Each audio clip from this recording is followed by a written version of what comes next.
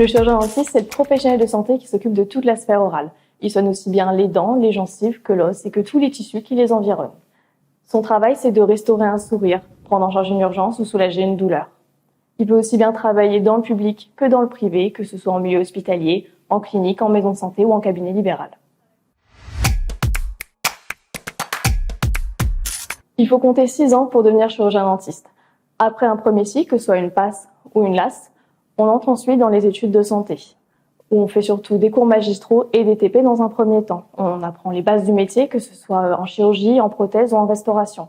Ensuite, à partir de la 4e année, on passe à l'hôpital. On est la moitié de notre temps à soigner des patients et l'autre moitié à la fac, à continuer à étudier pour perfectionner notre art.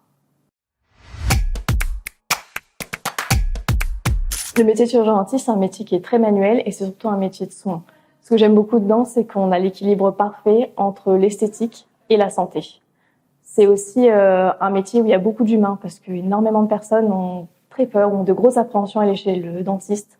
Et ça me tenait à cœur de faire partie de cette nouvelle génération de dentistes qui, depuis quelques années, agit avec le patient et travaille vraiment avec lui pour le déstresser et faire en sorte que les soins se passent le mieux possible pour qu'il regagne confiance en lui et en son sourire. Ce que j'ai le plus aimé jusqu'ici, c'était l'entrée en clinique et c'est de travailler avec les patients. C'est très gratifiant d'être avec eux.